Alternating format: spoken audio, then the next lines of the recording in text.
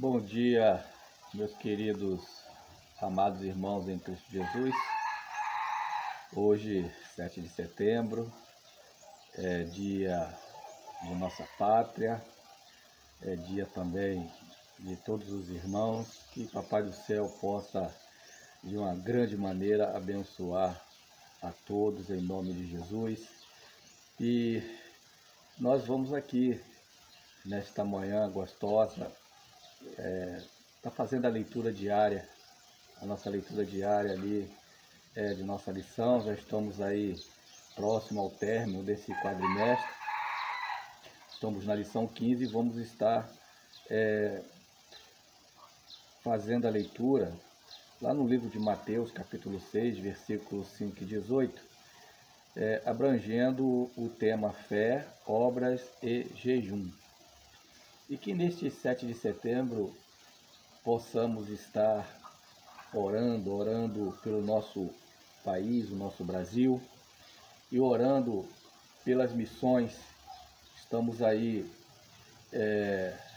no momento de promoção de missões nacionais e que estejamos todos envolvidos nesse momento tão precioso de todos nós.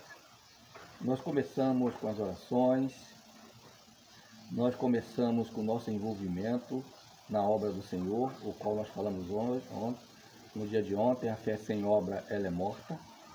E também com os nossos dízimos e ofertas, para que as igrejas, os missionários possam dar a manutenção da expansão do Evangelho, assim como a igreja primitiva fazia no passado, depositando aos pés do Senhor tudo o que tinha, aos pés dos apóstolos, e como a igreja de Filipe, que sustentava bravamente a ação missionária do apóstolo Paulo. E em nenhum momento o apóstolo Paulo ou os apóstolos eram pesados para a igreja. Eles se ajudavam mutuamente, igreja e apóstolos e discípulos. E devemos estar louvando a Deus por isso.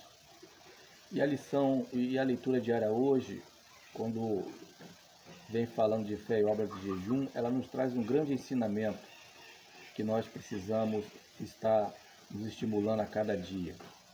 E mais do que nunca no dia de hoje, precisamos estar orando pelo nosso Brasil, pelo nosso país, para que a nossa liberdade ela não seja cerceada. Hoje podemos falar de Jesus, ministrar através de vídeos, de áudios e tantas outras formas, mas isso não pode nos ser tirado. E precisamos estar intercedendo e nos mobilizando para que isso não aconteça fora do tempo de Cristo. Porque quando as coisas ficarem super difíceis e deixarmos de lutar pela nossa liberdade, acredito que o fim estará mais próximo do que nunca. Mas enquanto tivermos consciência dessa liberdade em Cristo, louvemos a Ele e preguemos a mensagem onde quer que seja.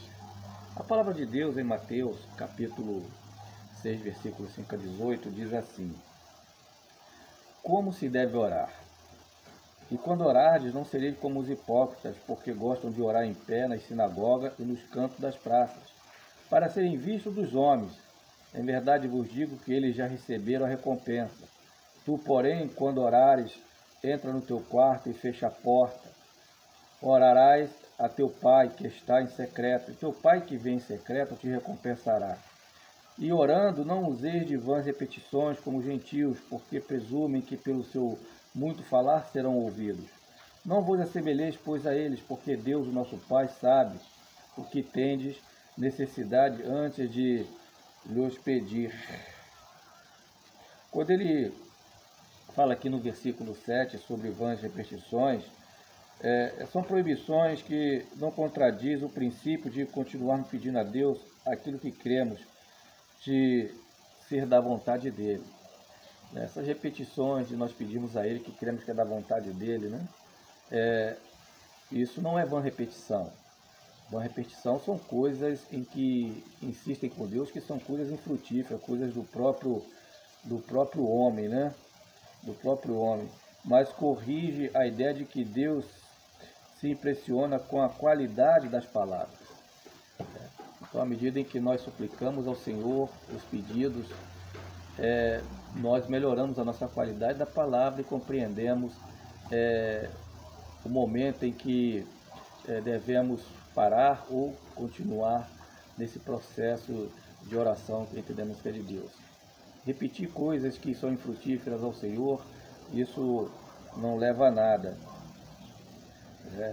E a gente vê o quanto é importante esse momento. Quando fala aqui também orar no seu quarto, né? Tu, porém, quando orares, entra no teu quarto, versículo 6, e fecha a porta e orares ao teu Pai que está em secreto, e teu Pai vem em secreto e recompensará. O contexto dessa lição está falando sobre essa questão dos irmãos, né? Ali na sinagoga, estarem em pé, gritando, se auto-exaltando, porque qual era a oração deles? Senhor, eu sou que sustento a casa do Senhor, eu sou isso, eu sou aquilo, se enaltecendo, se exaltando diante de Deus.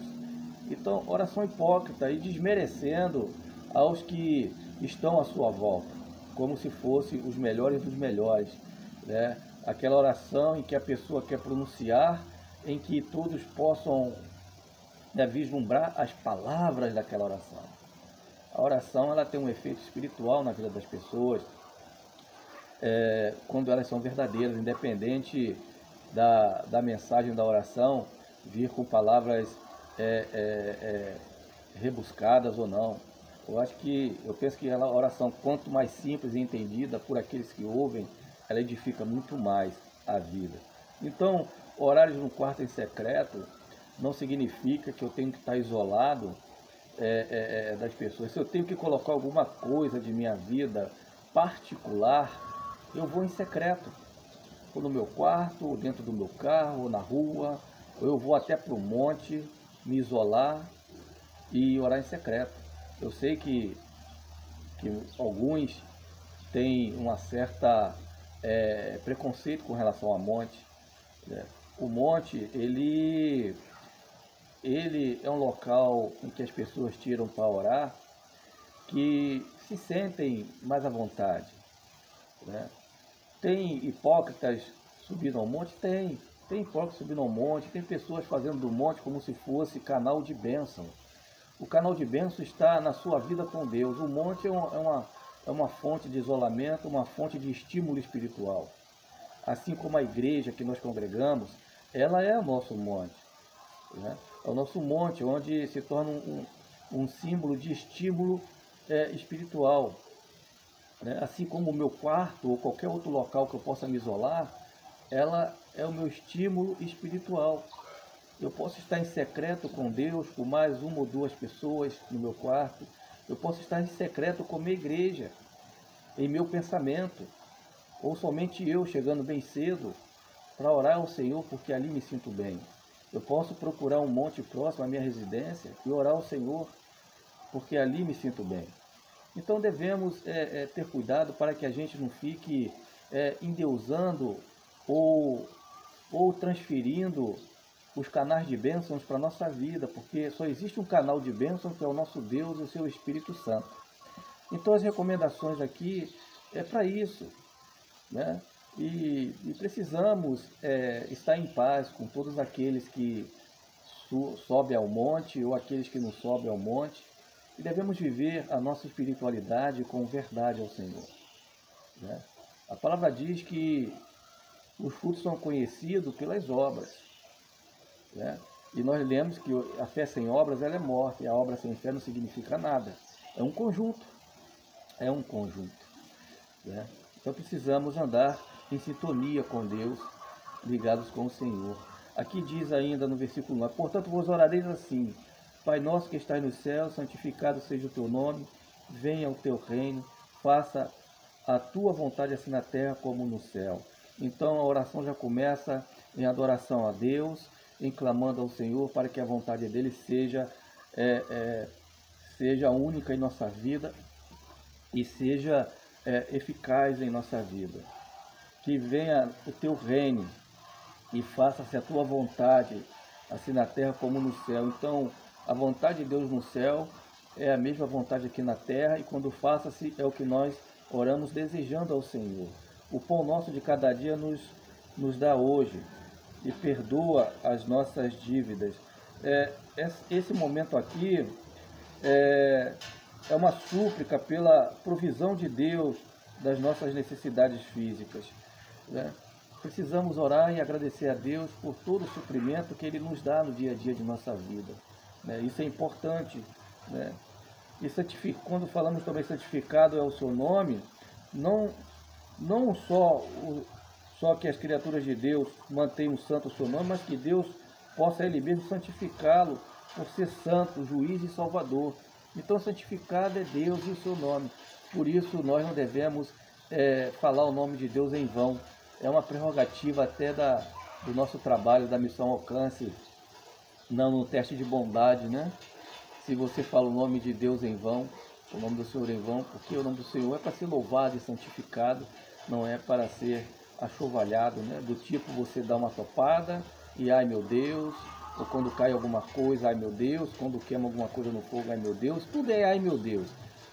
Isso é muito comum na vida das pessoas, mas devemos estar nos resguardando para não pronunciar o nome de Deus com essa natureza, né? Precisamos estar nos resguardando, porque se torna muito comum e a santidade do nome do Senhor acaba se tornando uma balela, uma palavra coloquial, e não é assim, né? Parece simples, né, meu amado, mas não é. As coisas grandes começam com pequenas coisas, e se elas começarem de uma forma errada, como Deus coloca para nós não falar o seu nome em vão, elas se tornam grandes e corriqueiras na vida. E não precisamos de um Deus corriqueiro, precisamos de um Deus grande e santificado sobre nossas vidas, porque Ele é santo. Não é verdade? Continuando, o versículo 10: venha o teu reino e faça a tua vontade, assim na terra como no céu. O pão nosso de cada dia nos dás hoje, perdoa-nos as nossas dívidas, assim como nós perdoamos os nossos devedores. Aqui coloca dívidas, coloca também pecado. É uma referência de dívidas espirituais. O cristão perdoa os outros em resposta ao perdão de Deus. Então, dívida aqui é questão espiritual. E se pedimos perdão a Deus, essa é uma resposta do perdão de Deus a nós. Se Deus nos perdoou na cruz, porque nós não merecíamos esse perdão, nós também devemos perdoar aqueles que nos têm ofendido, perdoar as nossas dívidas, porque perdão não é merecimento, perdão é graça. Deus deu isso a nós, e nós também devemos dar. Ele não cobrou nada por isso. Perdoar é amar, não é perdoar e continuar com ressentimento. Perdoar é aceitar, não é virar as costas e não olhar para trás. Precisamos perdoar de verdade, E assim podemos caminhar. Porém, se não perdoamos os outros, não podemos clamar perdão de Deus para nós mesmos. Se eu não souber perdoar as pessoas com o amor de Deus, eu também não terei o perdão de Deus com amor. Aquele sangue da cruz não vai significar nada para a minha salvação. É fácil de entender isso, né? Então a gente sabe o que Deus coloca para nós e como devemos agir. E não nos deixe cair em tentação, mas livra-nos do mal, pois teu é o reino, o poder e a glória para sempre. Não deixar cair em tentação, né? Os perdoados oram esta petição porque confiam em Deus e não confiam em si mesmo. A força que está em nós é do Senhor, está no Senhor, né? Então, quando nós suplicamos a não deixar cair em tentação, é porque precisamos de Deus pelas tentações diárias do nosso dia a dia. Elas vêm nos pensamentos, ela vem no olhar, ela vem nas nossas ações. Precisamos estar atentos no que pensar, no que falar, no que olhar, né? Se alguma coisa ou que eu olho vai me trazer alguma tentação, eu desvio meus olhos. Eu suplico a Deus: Senhor, guarda-me para que meu coração não intente contra os meus pensamentos. Os meus pensamentos intente ao coração, para que eu não venha cair em tentação. Tentação promíscua, tentação de roubo, ou de pensamento maus para outros. Precisamos estar nos cuidando com relação a isso, que não é fácil. A carne milita contra o espírito. E precisamos estar nos vigiando com isso e nos submeter ao Pai, a Deus, a essas provas, para que não permita que sejamos tentados além de nossa capacidade. Além de nossa capacidade. O diabo, ele não lê os nossos pensamentos, mas ele vê as nossas intenções. E as nossas intenções, se for contrário à vontade de Deus, elas vão ser estimuladas por Satanás e seus discípulos, para que você caia em tentação. Assim como aconteceu com Adão e Eva no paraíso. Caiu em tentação. Foi estimulado pela serpente, pela cobra, por Satanás. Porque Satanás viu o olhar de ambos ali. E precisou apenas estimulá-los para que pudesse intentar contra a vontade de Deus. Nos cuidemos com relação a isso. Versículo 14. Porque se perdoarmos os homens as suas ofensas, também vosso Pai Celeste vos perdoará. Se, porém, não perdoardes os homens as suas ofensas, tampouco vosso Pai vos perdoará as vossas ofensas. Muito claro, né? Muito claro. E como jejuar? Versículo 16. Quando jejuardes, não vos mostreis contristado como os hipócritas, porque eles enxuguram o rosto com o fim de aparecer homens que jejuam. Em verdade vos digo que eles já receberam a recompensa. Então, esse versículo diz que o nosso jejum, ele tem que ser um jejum santo, um jejum verdadeiro, um jejum com propósito. E esse jejum é um sacrifício que nós fazemos a Deus. Não um jejum para mostrar às pessoas que eu sou homem de fé, para mostrar às pessoas que eu sou forte, que eu faço. Não é isso. O jejum tem propósito. E ele não é feito de qualquer maneira ou por qualquer propósito.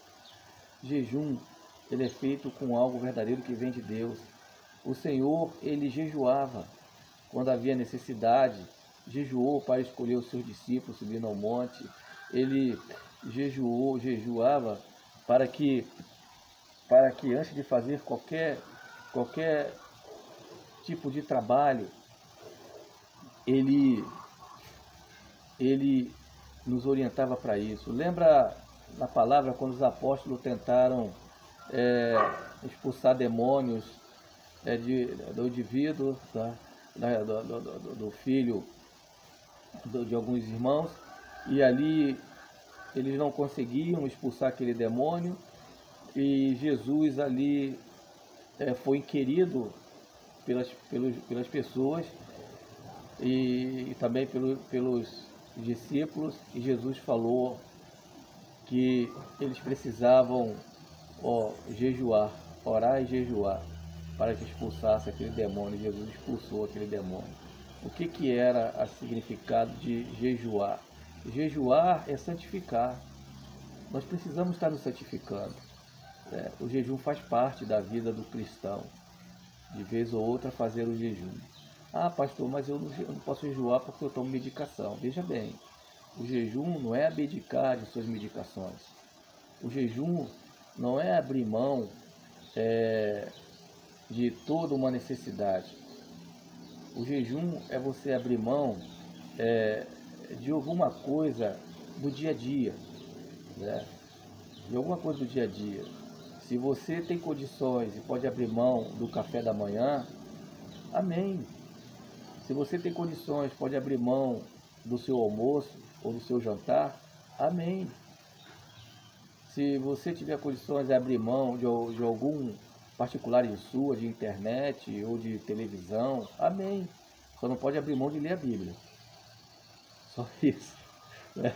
Então, o jejum, ele tem propósito com Deus quando ele é sincero.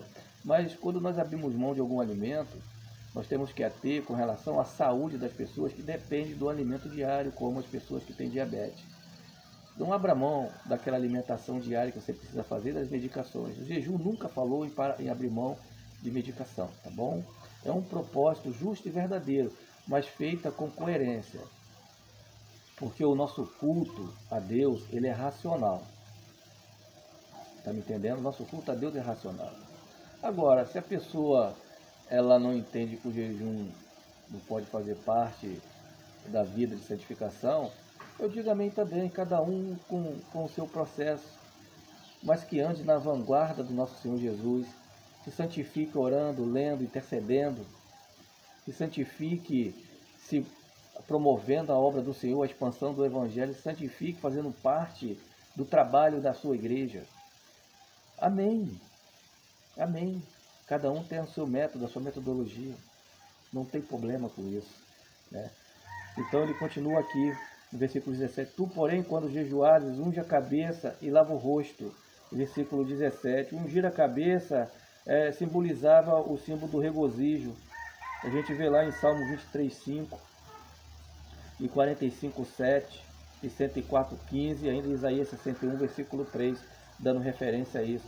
Mas era também parte da rotina diária, exceto quando havia jejum. O não ungir-se poderia ser uma tentativa de alguém se mostrar mais piedoso do que os outros.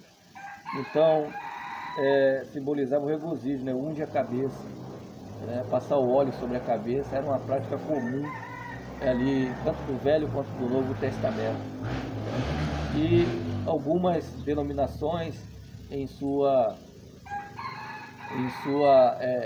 teologia, unge a cabeça com óleo. Não tem problema nenhum. É uma simbologia, ungir a cabeça, né? É um selo, um carimbo de Deus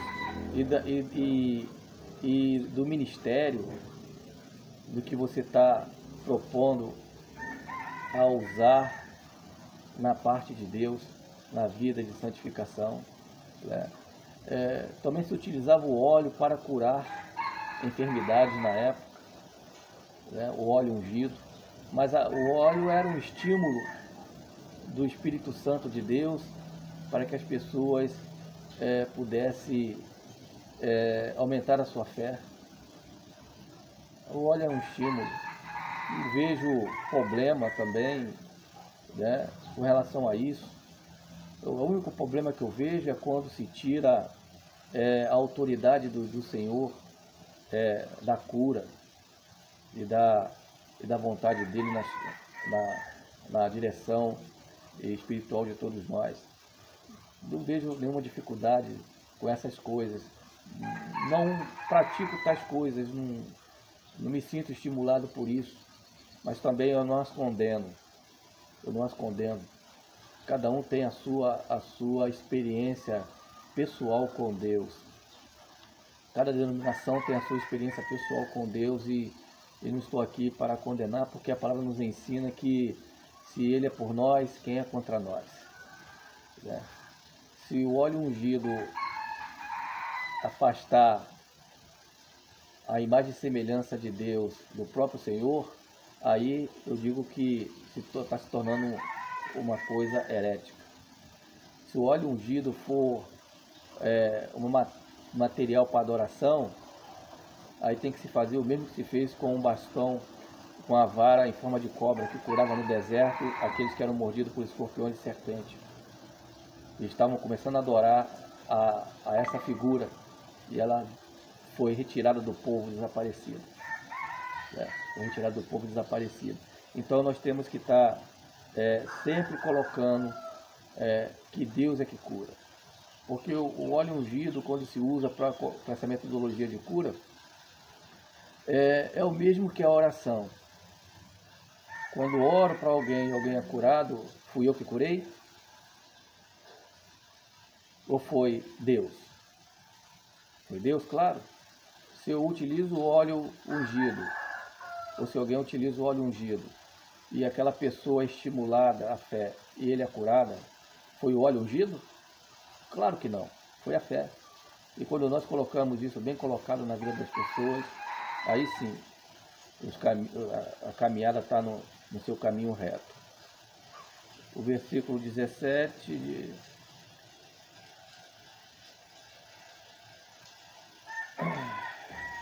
Tu, porém, quando jejuares, unge a cabeça e lava o rosto, com o fim, versículo 18, com o fim de não parecer aos homens que jejuais assim, e teu pai em secreto, e teu pai que vem em secreto te recompensará. Então, esse secreto é aqui. e aqui. Porque antes mesmo de nós pensarmos em abrir a nossa boca, o nosso Pai, Ele já sabe. Então, esse segredo do coração, Deus já conhece. E quando há sinceridade, Ele nos recompensa. Amém? Que Deus nos abençoe. Fé, obra e jejum faz parte da nossa vida diária. Oremos a Deus nesse momento, por nossas vidas, pelos irmãos em Cristo e pelo nosso Brasil. Pai de amor, em nome de Jesus, nós te damos graças por esse momento, por essa leitura, que ela venha ser introduzida com entendimento no coração de cada irmã. Meu Pai, em nome de Jesus, nesse dia, em 7 de setembro, comemoramos a independência do nosso Brasil e também, Pai querido, o dia daqueles que se colocam de joelho diante de Ti, meu Senhor, os irmãos, que Tu possas estar abençoando e derramando da Tua graça. Hoje é um dia especial, meu Pai, em que a nação brasileira, ela se propôs em buscar a liberdade, Pai querido. A liberdade de poder ir e vir, a liberdade de poder se expressar. Essa liberdade que nós chamamos de arbítrio, de fazer escolha em nossa vida. Tu deu essa liberdade, Pai, para que possamos escolher e que possamos escolher coisas boas e não mais para a nação, meu Senhor. Por isso, Pai, em nome de Jesus, eu coloco os políticos, ó Pai querido, nas Tuas mãos, a presidência com todos os seus políticos, o Congresso Nacional do nosso país, senadores, deputados. Colocamos, ó Pai querido, o Congresso da Justiça Brasileira, o STF, em Tuas mãos, aqueles homens que ali estão, Pai querido, com a governância de poder cuidar da Constituição e, aos olhos vistos, tem imaculado, Senhor, a nossa Constituição, interpretando segundo os seus interesses. Assim como os falsos profetas fazem com a Bíblia, Senhor. Interpretam a Constituição bíblica, os interesses de Deus, conforme a vontade do próprio homem. E isso não é justo para nós. Por isso pedimos perdão, Deus, quando fazemos escolhas erradas para o nosso Congresso Nacional, ó Pai querido. Mas sei que ali tem homens verdadeiros, mulheres verdadeiras, em que procuram fazer as suas políticas para a sociedade. Procuram fazer suas políticas, alguns deles, de joelhos no chão. Por isso peço, Pai querido, abençoe essas vidas e mude esses corações tortos que ali se encontram. Muda, Pai. Muda tanto aqueles que se colocam de direita, extrema direita, de esquerda, extrema esquerda, democratas, socialistas, mas que a Tua graça seja derramada na vida de todos. Mas acima de tudo, Pai, o Teu povo reunido por esse Brasil afora. Ó Deus, não em busca de um presidente, mas em busca, ó Pai querido, da liberdade. E se a este que se coloca como presidente da República, ele foi separado por Ti, porque acreditamos que todos estão ali pela Tua vontade, até mesmo aquele que saiu e roubou e pecou contra Ti e contra a nação, perdeu o seu cargo. Agora temos um outro, e lhe pedimos, ó Pai, que ele tenha a Tua sabedoria, porque tem sido o homem que tem abrido os seus lábios em louvor a Ti, e tem entregue a nação diante de Ti. Eu louvo, Pai, eu louvo a Ti, meu Senhor, porque Tu separou este homem. Mesmo que as suas ações e às vezes as suas palavras, elas sejam um tanto mundanas. Mas eu creio, Pai querido, que Tu é um Deus que controla todos, que a Tua vontade está acima de todos.